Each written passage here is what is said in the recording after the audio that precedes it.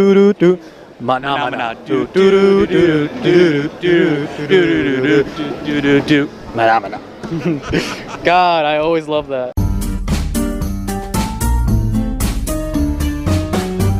Hello, folks. I'm JR. I'm with Chris Haslage from One Up on Cancer. We're gonna ask him a few questions. First off, why'd you come to Retropalooza? They asked us to. No, the reason why is because we're a nonprofit that tries to be a big part of the gaming community because we raise money for adults with cancer. We're actually the only ones in the community that do so. Normally it's children or research that cancer people tend to focus on. Right. But that's good that, inclusion is acceptance. What is the first retro game you played? First retro game I ever played was in the Atari 2600. It would have to be, I think, Space Invaders or Asteroids. But the first one I ever owned was Journey Escape on the 2600. Wow, that's awesome. What was the first retro game you beat? First retro game I beat, probably the Journey Escape game. But we're talking a hardcore game. The first one was probably Link's Awakening on the Game Boy. I mean, that was the first full-on, real game that I've got my hands on. That's amazing. Good job. What is a retro item that you own? Well, I've owned so many. I have a custom modded Atari 2600 Light Sixer that actually does S-Video to an HDMI NES modded. Most of mine are all modded for like the FrameMeister, so I can get the best video quality. I'd probably say that Light Sixer is probably my favorite because I have just a huge heart for the Atari 2600. Right, because it was your first, It was my first, yeah. Yeah, nostalgia wins. What is your favorite retro game? Favorite retro game? Now, I always kind of I go back and forth. So I would say it's probably always most likely going to be Wolfenstein 3D for DOS because id made the perfect, game for the perfect time. I mean, the early 90s had no idea how a good 3D adventure game could be, and then this happened. Right. And it was one of my most favorite memories, just mowing down Nazis. Right. and it's good, too. I mean, honestly, it's a good, solid game. Yeah. And mowing down Nazis, too, is very, very satisfactory, especially you people who are trying to defend Nazis right now on the Wolfenstein 3D. I mean, what?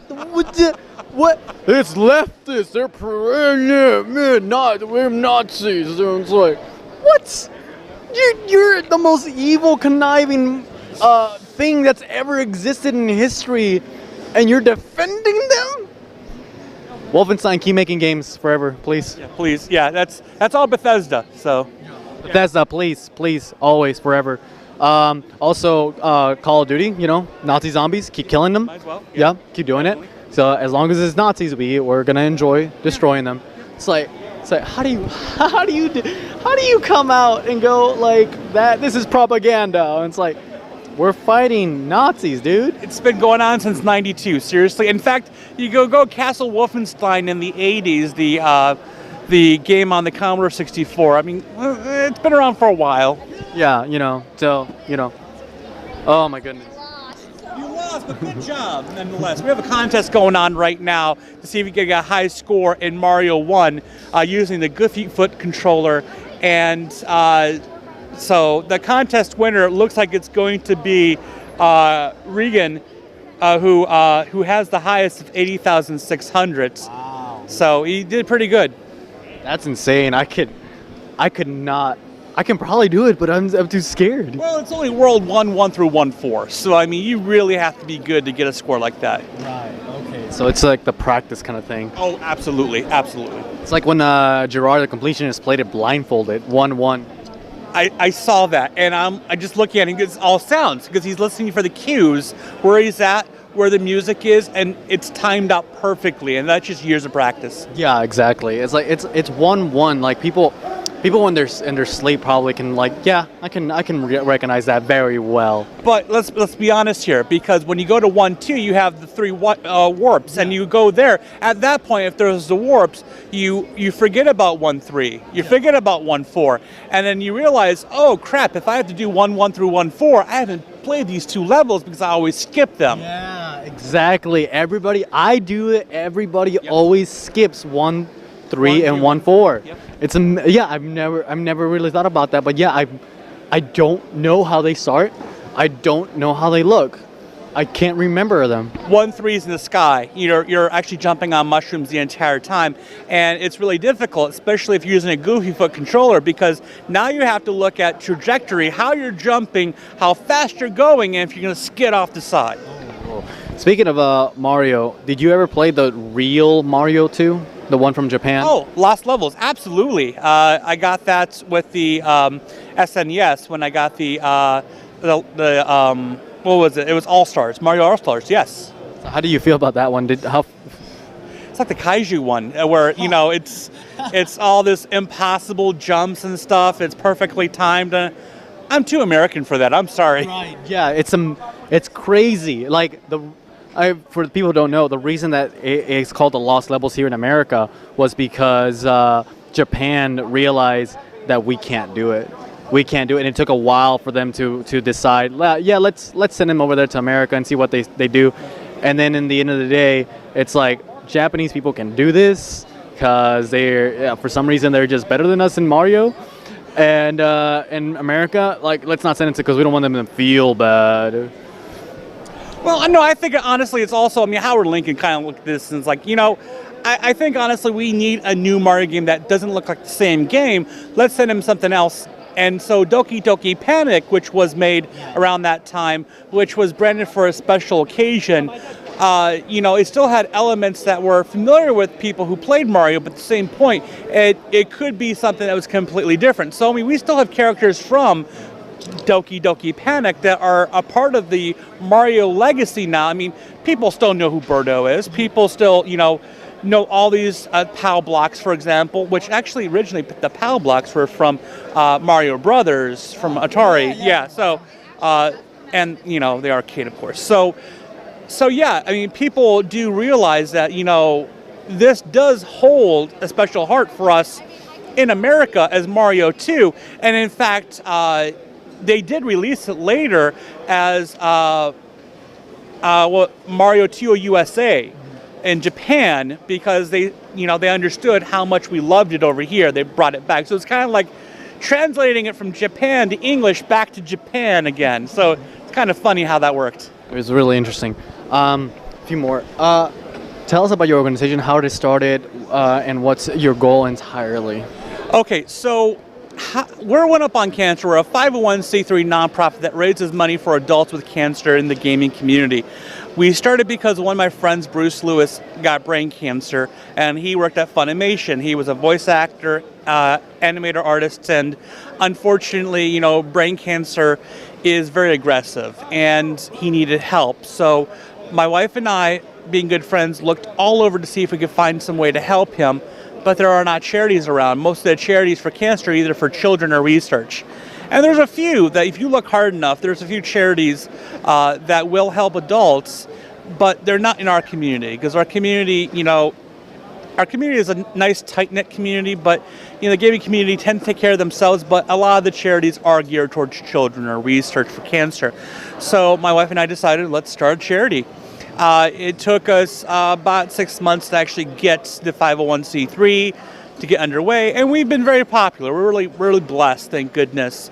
And we're nationwide. Even though we're based in this area, in the Plano, Texas area, we are all over the United States. We've helped people from California to Maine, and so we're here to help everybody in need. We try our best to make sure that we're available for those that need our help. That's the reason why we love doing this. I love meeting the people that we see at different conventions around here, or even across the United States, because we're always just trying to make sure that we're available. Even if it's not for the people that we directly work with, it's for the people who support us, the volunteers, even people who maybe don't even need our help, that have cancer. They want to support us, and so it means a lot to us, really. Yeah, because cancer is an awful thing. It affects not only the person who has it, but everybody around them.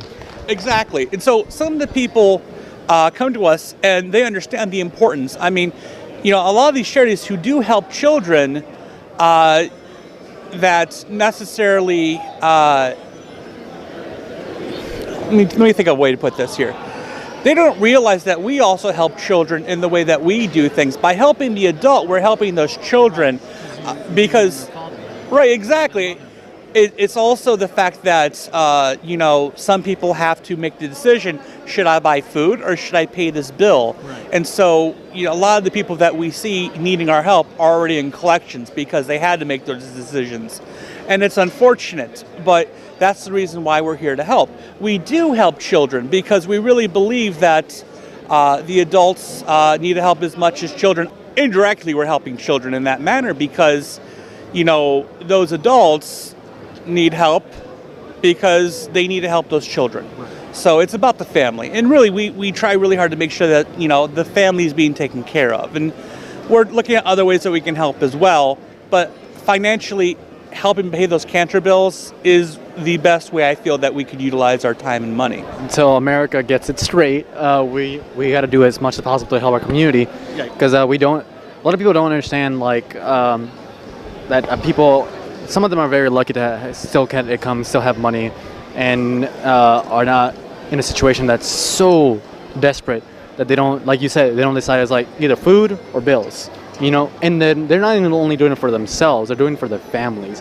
And then when you are the one that has cancer, plus the breadwinner, like how much does that affect you, Like how much it's like, okay, my child needs this for school. My child really wants to go here. And then at the end of the day, the mission of a good father, a good mother, or even an uncle or an aunt too, it's like, I want to make this child happy. I want to make my family happy. Sadly, they sometimes have to make that sacrifice. It's like, even though when they have cancer, they still make that sacrifice. Because a true parent's love is just amazing, I'm gonna get a quote from Silent Hill, the movie Silent Hill, and I love this quote because it's a beautiful quote. In the eyes of the child, a mother and a father are God. They see them and they see them as this powerful thing. Because I'm gonna tell you, even though my father didn't have cancer, he went to the hospital, and seeing him on that bed, I was a teenager too. I see him on the bed, it destroyed me a little bit. It hurt me. It's like. I always see my father, this big, strong man, this guy who can take on anything. He always says that I can do anything. I'm your father, and it's like, and seeing him on that bed, it's just like, it's a shock. Right. And just imagining, he had nothing really serious, but imagining something like cancer, and then seeing your father or your mother every day on that bed, it's like, it has to be really hard for children. Right. And what you do is you bring hope to those people. What you do is something that I always try to push. The idea is progression of helping others, because we can't do it by ourselves, not all the time. And people like you are what making the world a better place.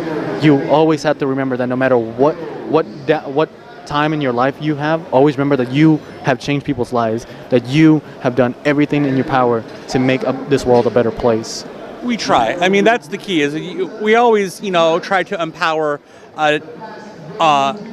people to do things that they normally wouldn't think of doing, like people doing volunteer work.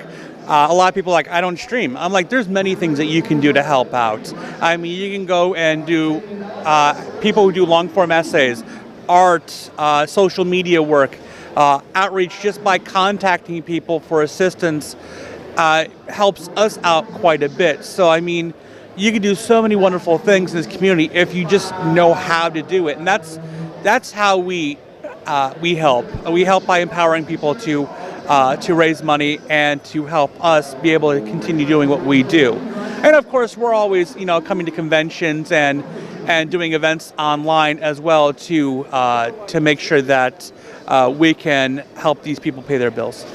Again, thank you so much for what you do. Keep doing it, never stop. You inspire me to have hope for humanity. You inspire me to see the goodness in the world.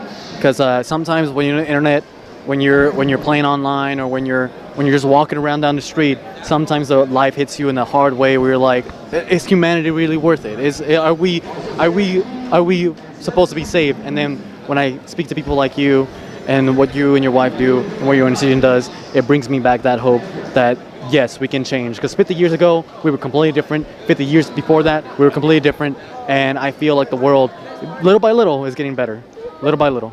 So, good to hear. thank you so much. No problem. Last question. What is something you wish to change in our nerdy community? Wish I could change in the nerding community. I think one thing I would be, I would really want to change the inequality of female gamers. People who feel that gamers have to be this alpha male situation. I think there should be, equality across the board. Doesn't matter if you're female, male, gay, straight, whatever. You should be able to be a gamer and be accepted in the community. Especially now that we found out that half of all gamers, or more than half of the gamers, are women.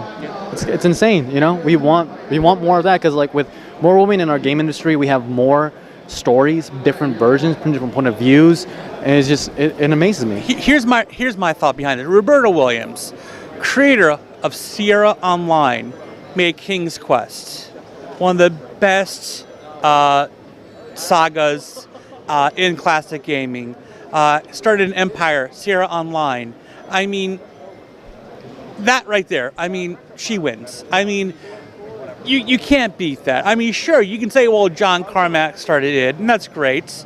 There's a lot of great people who started game companies, but women can do anything, and you need to respect that, And let's be honest here, us men need to think, okay, we're not going to last as long as women anyways. We're predispositioned to die 10, 15 years earlier than a woman anyway. So we got to bow down to the women and be like, hey, you women rock. So, Exactly. I always tell my wife, it's like, you're going to live longer than me for sure, but I'm going to do everything I can to help you. I always tell my wife, happy life. Yeah. Anyway, thank you again. Keep going on your mission. Keep doing us proud. And I'm gonna push you hard, man. You inspire me, like I said. Remember to play and learn something and watch something every day. Then talk about it. We'll see you next time. Bye-bye.